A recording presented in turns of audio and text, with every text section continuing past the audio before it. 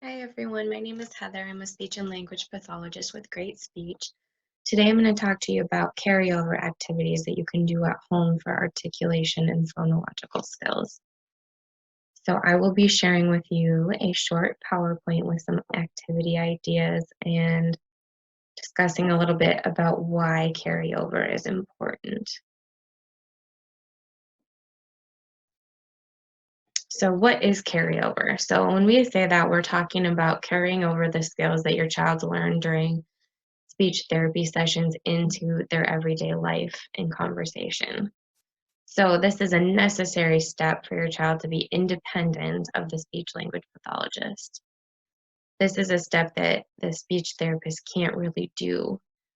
We can do everything that we can during therapy sessions to try to get it to carry over into their conversation, but then getting that to carry over into their everyday life is obviously something we can't do because we don't have access to them every day. So this is where you, as the parent, can step in to help us bridge that gap. So activity ideas. I have quite a few ideas for you here. Essentially, as we go through these ideas, it is always best for you to be able to use everyday routines and activities to be able to get the carryover to happen. However, it's kind of hard sometimes maybe to figure out what activities you could do that with. So here are some ideas for you. Now, these ideas, they can be used for a variety of age groups. You kind of have to figure out what you think would work for your child. So the first one here is just summarizing a movie or a TV show. So watching that show together, something that you know that you both like.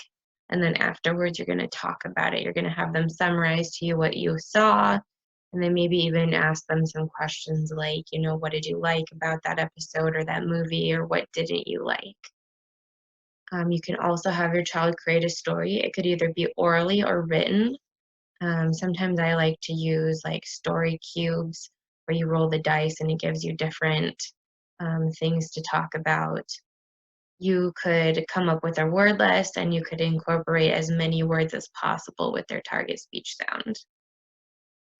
For kids who are maybe a little bit more willing to be creative, you could do something like write a commercial or an ad using the target sounds. Practicing their speech sounds during a family meal is a great idea because it's a short amount of time that you're focusing on that sound, and you're getting together and you're bonding during that time as well, and your child also feels like they have your full attention. Reading aloud using your correct speech sound, so you could choose a book before bedtime or any time during the day where it really works for you as a family, and you could have your child read to you. Watch a YouTube video. So this is something that I feel like most kids like doing because they really like YouTube videos. So finding a how-to video that has your target speech sounds and then explaining the process. So one video that I really, really like to use is the how it's made videos. This is kind of more for school age children. It would not be interesting for the little ones, but those are pretty easy to find and talk about. Have your child help you cook dinner. So they can read the recipe out loud using their best sound, or they could describe the steps using their sound. Some additional activity ideas include practice ordering food from a takeout menu. So maybe you have some leftover takeout menus and you have like your favorite restaurants that you all like to go to. You could use these menus while playing with your kid with like kitchen food, or if you have a pretend kitchen set, that's always really a fun activity for like preschool age children. Pretend to interview a family member or a friend. Call a friend or a family member using your best speech sounds. So maybe you're with your child and you want to call their grandma or grandpa, for instance, and you tell them like, we're going to call grandma and grandpa, and when you're talking to them, I really want you to use your best speech sounds. Again, it's a short activity, short and focused. So you're not asking them to do it for this really long length of time.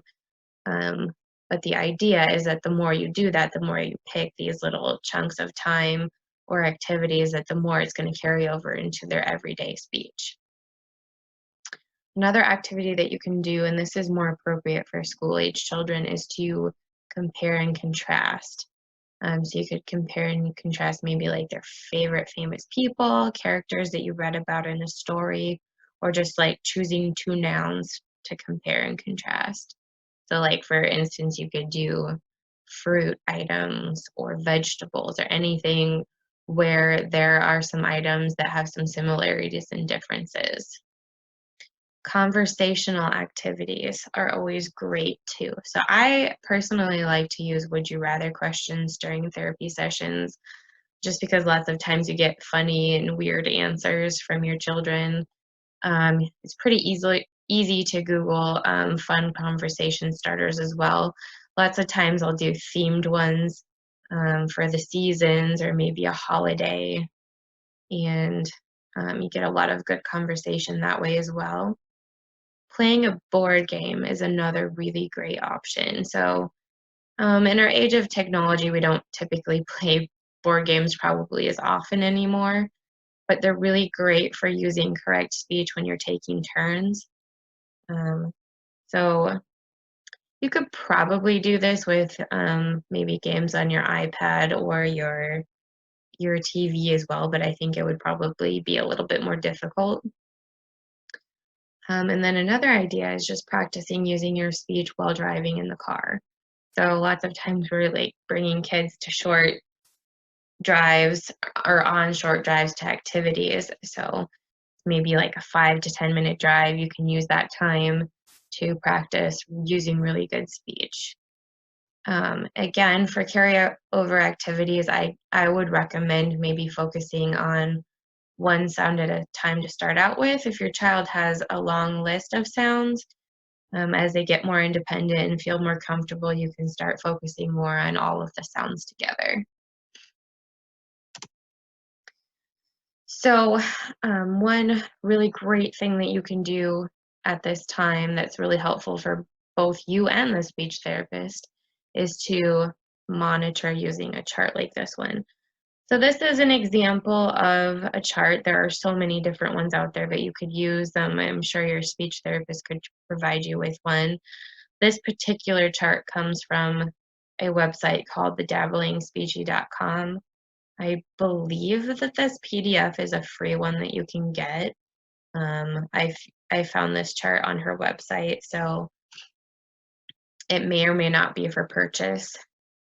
So she has it laid out so that each day during the week you decide using the visual there, was my speech good today or do I feel like I could work on it? So I always try to use wording that isn't negative sounding. So I need to work on it versus it was really bad today. And then you can make a list of words that your child struggled saying and then keep that word list and you can try to implement those words into your activities.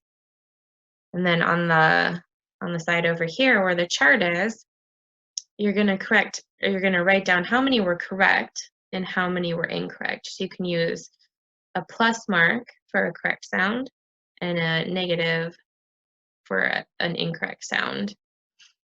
And then from there, you can take that and you can get your percentage. So you're going to divide the number correct by the number of